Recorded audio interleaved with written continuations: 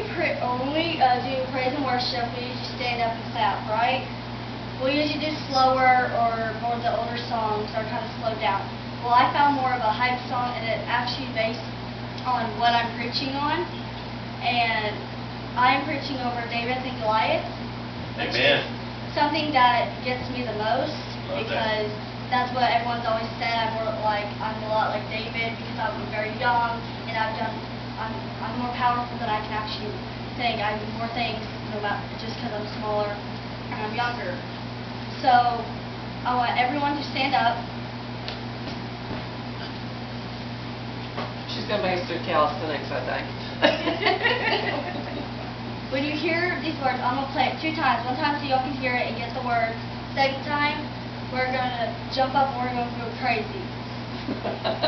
That's my goal. I want everyone to get out of their comfort zone. I don't know, jump, shoes, I don't care. Y'all got to do. And so I know every word to the song. It's called Giants Fall by, I can't say her name, it's like Francesca Battistelli. You know it? Yeah, I know. It's a good song. It is, I love it. So, I'll play this. Okay. And you let go of what you're holding to. It's too late, too far, it's too small, it's too hard. Don't water on that spark. Live deep inside your heart. With oceans, reasons, the things you're not seeing. Oh, maybe they don't know what you know. That you're not alone. So don't you hear it? Giants in your head. God, you know that anything's possible. Step into the light. The giants are flying bright. Don't just cut your hand must be small. We're lost in giants. Yes. Amen. Yes. We could really live like this. Can you imagine it?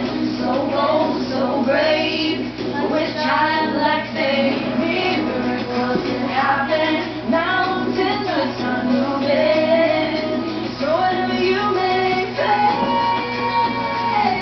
don't you feel it? Giants in your head. God, you know that anything's possible. Step into the light. The giants are flying bright. Don't just cut your head must be small. We're lost in giants. Lost in giants.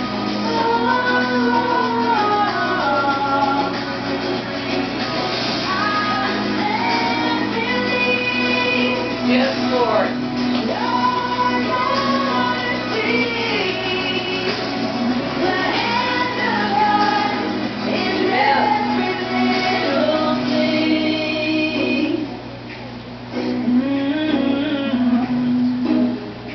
Yes. So don't you be afraid. Giants in your way.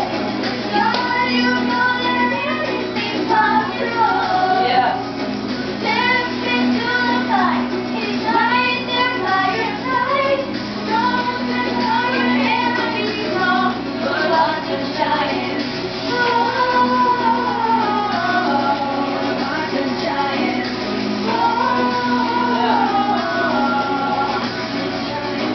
Miracles can happen. Anything is possible. Lost in giants. Oh. Amen. Okay, so this time we're going to listen to it, and you're going to jump, you're going to go crazy, start praising God. Like we actually should. Because what I'm used to, when I've been seeing these last few churches I've been going to, is people staying there just, amen, stuff like this. I want to see, this is a hype song, so y'all going to go crazy like you're my age. Oh, Lord. I don't remember that far back. See, okay, do like Shallow, the sheep jump higher. Shallow, you come up here with me and dance with me? Go ahead. Go ahead. Here. You guys dance like no one's watching, okay?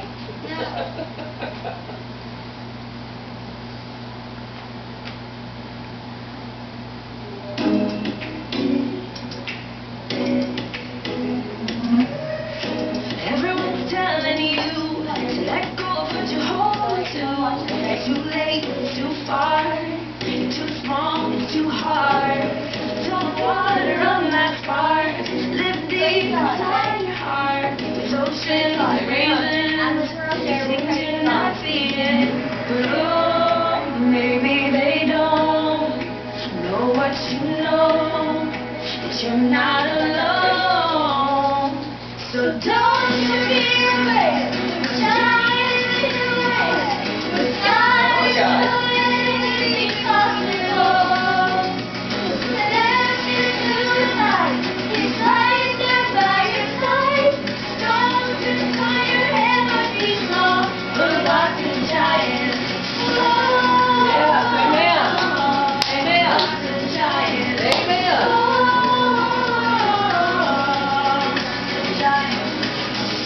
We could really live like this.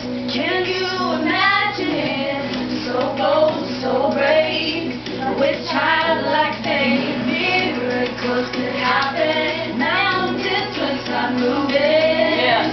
So whatever you may claim, don't you be afraid of giants in your head. With God, you know that anything's possible. Yes. Step into the light. He's right Yes, there by amen. your side. Don't Amen. turn your head and be slow. Yes. For God's a giant. Hallelujah. God's a giant.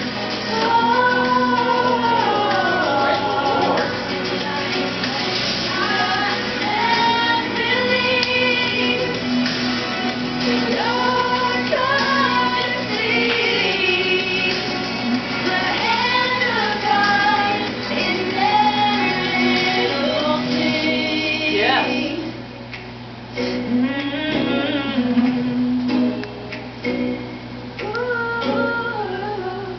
So don't you be afraid of giants in your way. Now you know that anything's possible. So step into the light. He's right there by your side. Don't just let your head but be slow. Hallelujah. Watch the giant. Amen. Watch the giant. Yes, Lord. Thank you. Can happen. Thank you, Jesus. Anything is possible. Watch the giants fall. Amen. Amen. Glory. I like that song. Now you see the hype? I love It it. gets your blood pumping and it gets everything. That's why I want Luke here. He's my hype man. I'll tell her later. You're my hype man.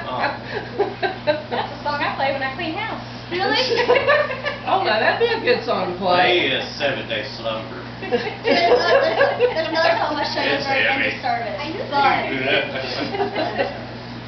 That was good. We're ACTs. see, it gets your blood pumping and it gets your soul, it gets the Holy Spirit in here and it gets it crazy.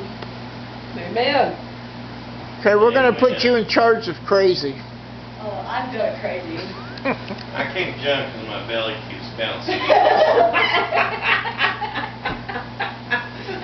Oh. And I was afraid it was going to knock me out. It's okay. They should fall for God. Boom. Oh. That's good. Wow. See, that's what I've been planning for the last 2 weeks. I was in the shower and I heard that song. And I was like, okay, this is a good song. And I was like, okay, I've been wanting to teach you about David's life for a long time. Then I just started connecting the dots, and I started praying and praying. Over here, I was telling Connie how the other day I was going to meet my sister's boyfriend at the park or at Taco Bell, but he ended up saying he got called in. So I walked to the park, which is right next to Taco Bell, and I spent an hour and 30 minutes just praying and listening to music. Amen. And it felt so good because I felt like I hadn't been able to pray as much as I used to because all kinds of crazy stuff. I'm getting ready for school to jump it back in at me. So just being an hour and 30 minutes was amazing. Yes. And it felt so good praying, just spending that time. So sometimes I walk down the street a lot, or I'm just out in the backyard Or when I'm in the shower, I have like maybe a good 30 minutes where someone calls me or bothers me while I'm taking the shower. So, That's why the water feels hot. so like all the hot water's gone after I get out. But that's the time I usually take to pray or before I go to bed. And it feels really good, but I feel like I've lost a lot of that with everything that's going on. I'm able to friends a lot, so I'm just trying to focus on them instead of God. So just, I think, I don't know what happened. I think he called in for a reason, so I just spent that time with God. But I felt good. We're gonna take this back to the little kid phase. We're gonna read David and Goliath. Okay. I did it in the kids' Bible because if I read it in base Bible, I'm not gonna understand much, and I'm gonna be like this because I can't read. I'm blind. Everyone knows that. Don't know me. So it's gonna be in the kid Bible, and I think you could get more of the image with the kid Bible. Oh, no, sorry. She was telling me I need to leave. Enjoy that time? Yeah. Yeah, but just, go ahead. I'm staying as long as I can. Okay. King Samuel's army was in trouble. Their enemies, the Philippines, were camped on the hill across the valley. The two enemies were getting ready for war. One morning, a huge man came to the Philippines camp. His name was Goliath. He was 9 feet tall. He wore a helmet and a coat and armor made of heavy. A word I can't say. Man. He carried a sword, a spear, and a dagger. Goliath stood and shouted to King Samuel's men, "Choose your best soldier and to come out and fight me. If he wins, our people will be your slaves, but if I win, your people will become our slaves." No one in Samuel's army wanted to fight the giant that day. So Goliath came back the next day and the day after that, and the 2 days, 2 times a day. He dared someone to fight him day after day. Samuel's men ran away. At the time, David was tending the sheep for his father's Jesse. 3 of David's brothers were in Samuel's army. Jesse asked David to take some bread to them while David was at the camp. The giant Goliath came forward. Choose someone to fight me. Goliath called out again. Again, the soldiers, King Saul, was it Saul or Samuel? Samson ran from him. David and Samson, we can't let the Philippines make coward of us. I will go and I will fight him. But you were only a boy. King Samuel said, "How can fight such a giant?" David answered, "I have fought lions, bears when they came to take my sheep. The Lord saved me and from the claws and from the lions and bears, and He will keep me safe from the hands of Philistines." "All right, go ahead," said Saul. "I hope the Lord will help you." Saul dressed David in his own helmet, coat of armor. David could hardly move because he was not used to them. He took them off. David picked up 5 stones from the stream and put them into a shepherd's bag with a sling. He was walking, sticks in his hand, and he stood in front of Goliath. The giant stirred at David.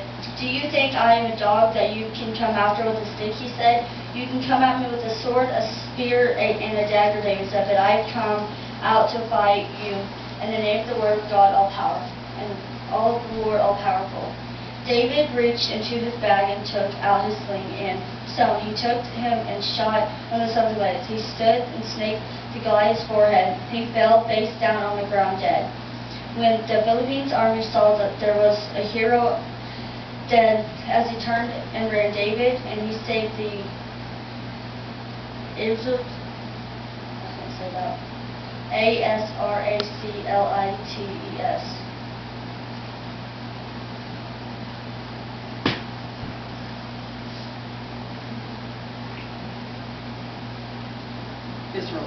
Israelites. That's what I thought. With a sling and stone. Okay. I'm going to stop right there. Okay. Technically, I had all these verses picked out, and then when I was reading that, I just felt something come off of me. He used a stone and a slingshot. Mhm. When they were all expecting him to use swords, daggers, and all this stuff. Mhm. So pretty much, God took over the stone and the slingshot. Mhm. He took over, and he went over a little stone, hit him in the head, and it knocked him down. When he could have used anything else and would lost. He's 9 feet tall, and this boy is like probably my height. Mhm. That's scary. But he knew, and God, he knew not to fear. He knew. He said, "The Lord all powerful." Yes. The Lord is all powerful. Yes. How old was David in this? He was 12, wasn't he? 13? 13 or 14 or something like that. Something like that. Yeah. A 12 or 13 is scared of a bee at this time. Mhm. If they get close to this, he fought a 9-foot giant Uh-huh. through God. So what are we scared of? Amen. I'm not. Amen. I'm not gonna lie. I get scared. I've had some problems here, and I've been getting scared. I've been scared of. On the way up here, there's some rude kids that's been texting me saying, throwing God in my face and everything. But when I read this, thinking, why should I be scared? Why should I listen to them about it? Amen. I should be scared. Or when I'm going faced up with someone who's going through a lot of problems, I don't know what to do. I shouldn't be scared of how to pray or what to pray, because God already knows. That's He right. knows what to do. I just need to talk to Him about it. Yes. I have much trouble with that. I know a lot of people do. But we shouldn't be scared. We should go to God and we should pray. And this morning when you were saying you weren't sure about if everyone will agree with the praying, what was it? You were saying how God already knows everything. Oh, that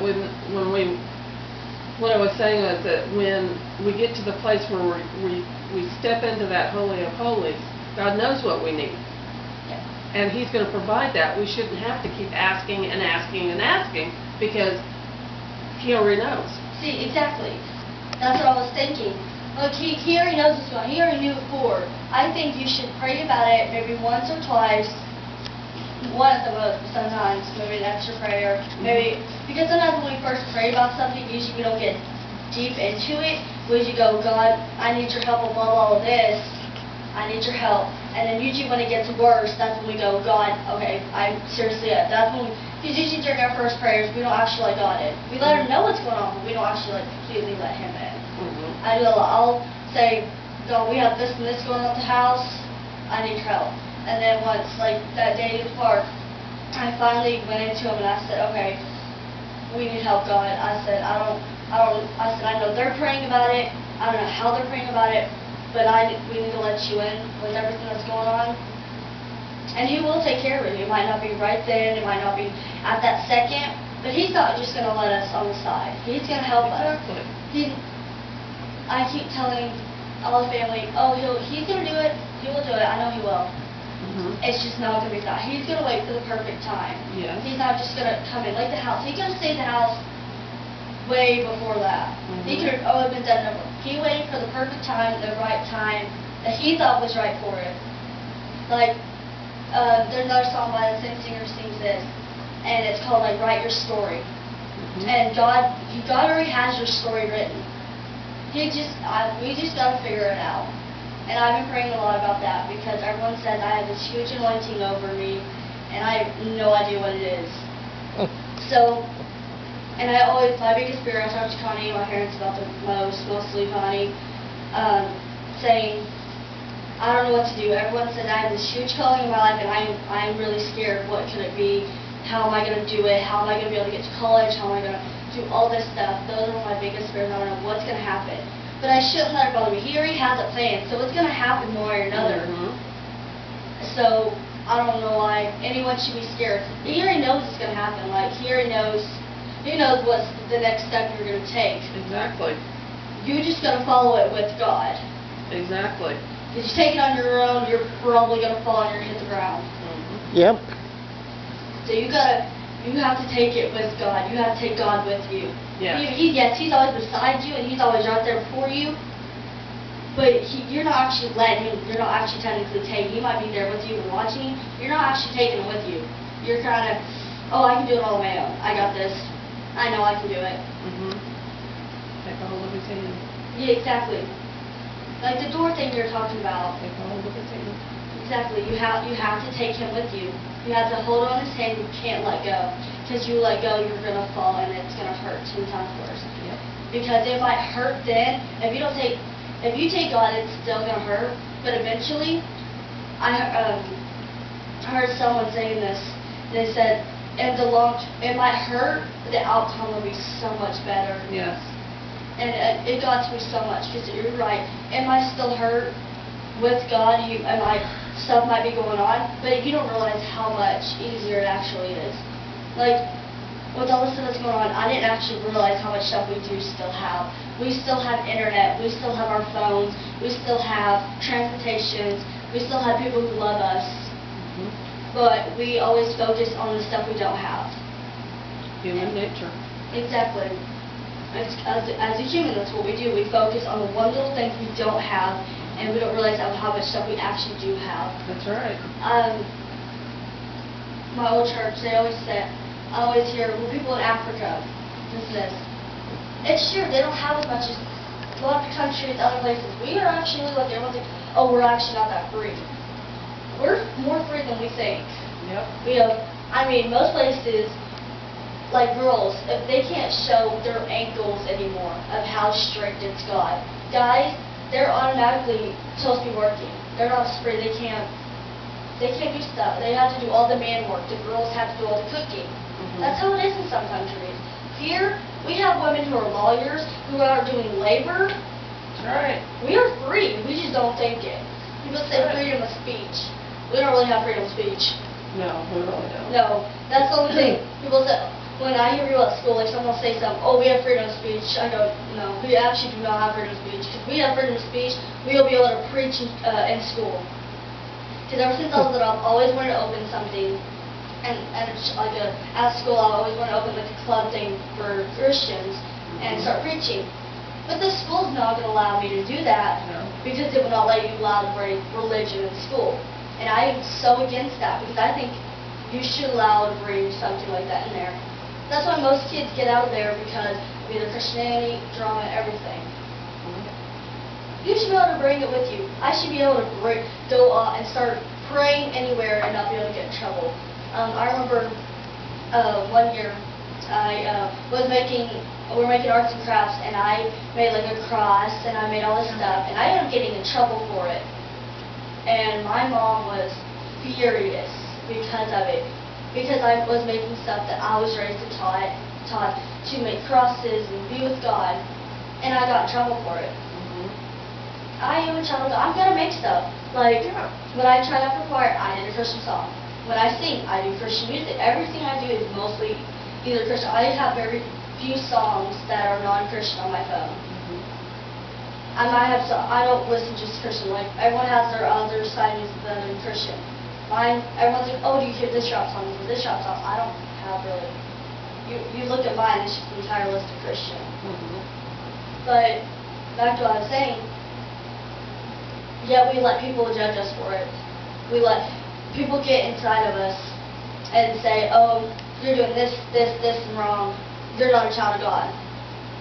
I get that so much. People, if I post anything or if I say anything wrong, they automatically say, I'm not a child of God. I'm not worthy of God. I'm doing something wrong with God. But yet, they're not even with God themselves, but they're telling me how to live my life with God. And I know how I'm living with God. God has never once gone on to me for something I'm doing wrong. So I'm going to keep doing what I'm doing. I'm 16. Oh yeah, I'm 16. I keep forgetting I'm 16. I'm 16 and I'm here preaching. I think I'm doing okay I think I'm doing good with God. I'm not out doing anything. And yes, I'm going to have scared moments. Like there's, it was a couple weeks ago when we were praying over Jeff. We were praying over Jeff, and I couldn't. There was something near him, and I couldn't do it. I freaked out, and I shouldn't have, and I was so scared. I went home shaking, and I was still crying, and I didn't know what to do because I was scared. I didn't put my faith in God, and I should have.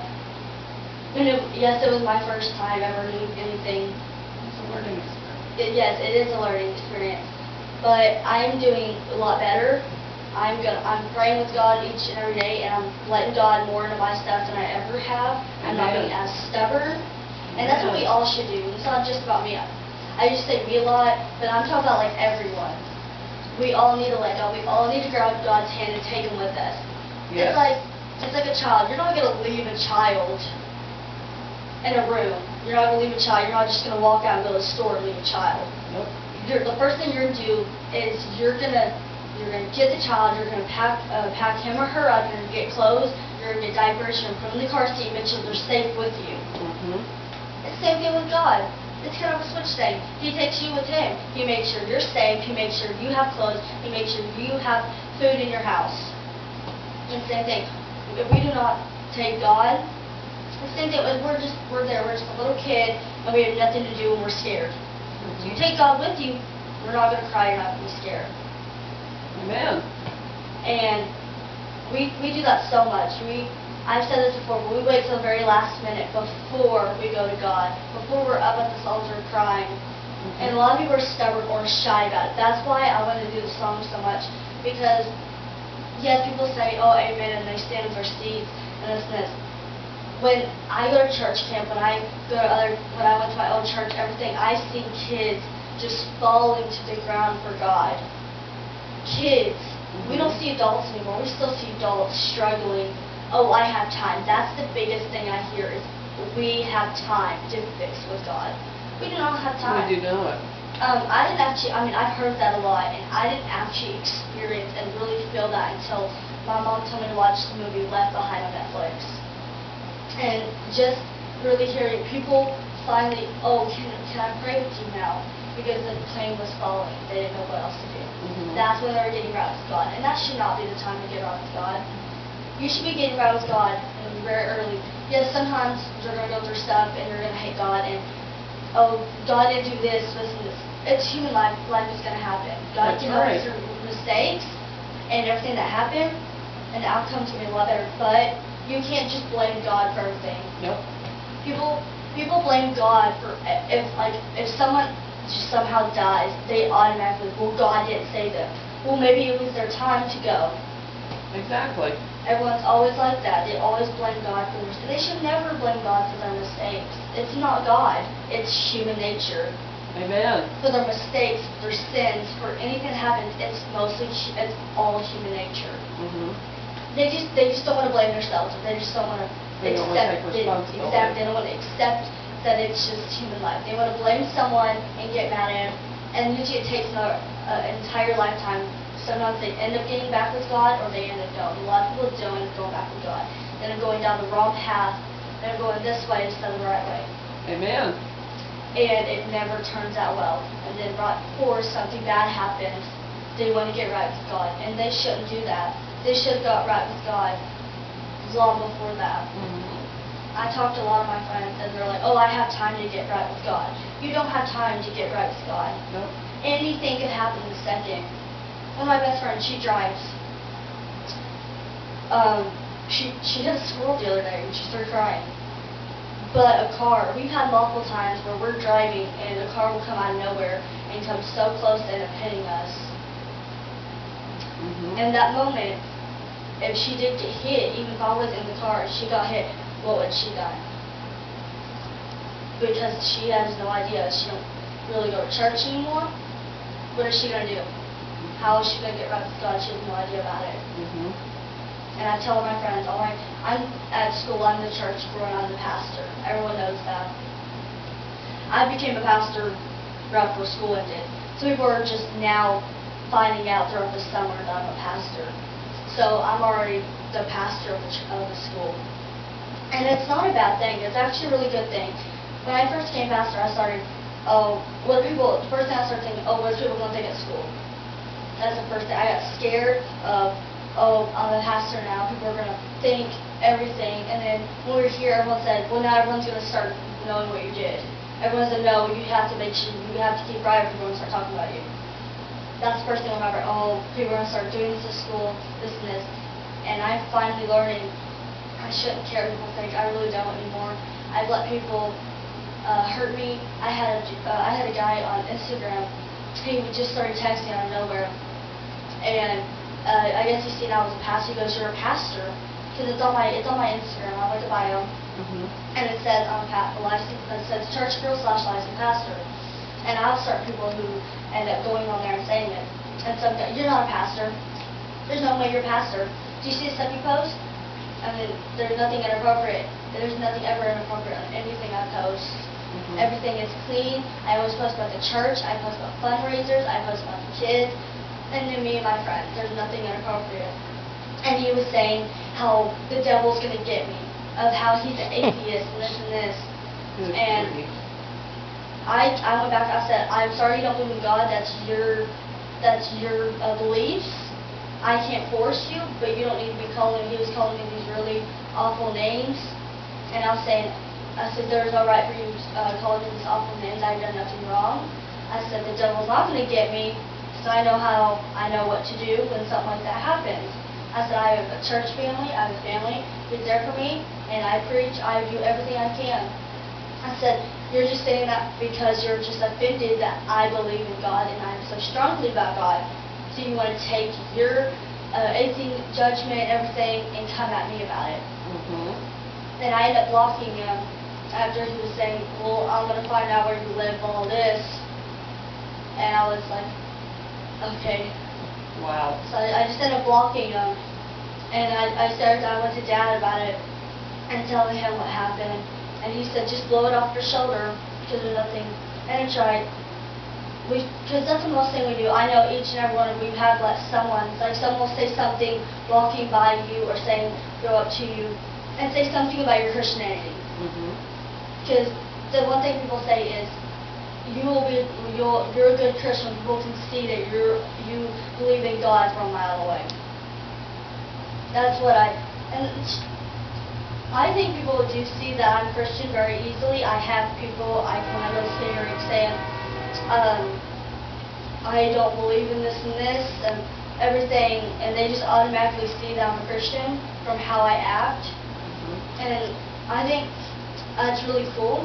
People do come to me about prayers, but we go out and we have people who do judge us, and we take that in, and we end up going into depression, or we end up taking it out and getting angry at people, or taking it out on God, and we shouldn't.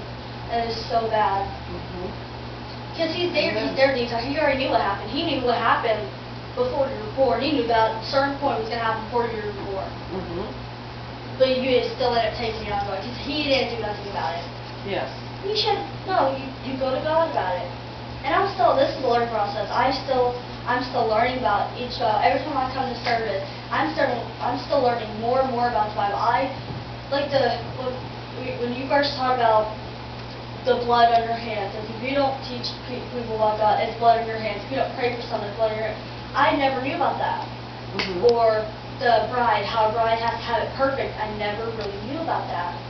And just each time I come and I learn something, I write it down because it's so amazing. And then I just go into a thought process, and I was thinking, right here on earth, this is where we decide hell or hell. Heaven or hell. That's right. This is where we decide. It's like choosing, it's like almost choosing what college to go. You have to have a good high school. You have to be able to go to school. You have to be able to get good grades to choose whether you want to go to this college or college or not college. It's kind of, it's not close to anything, but it's a good reference. I understand it. Yes, it's your choice.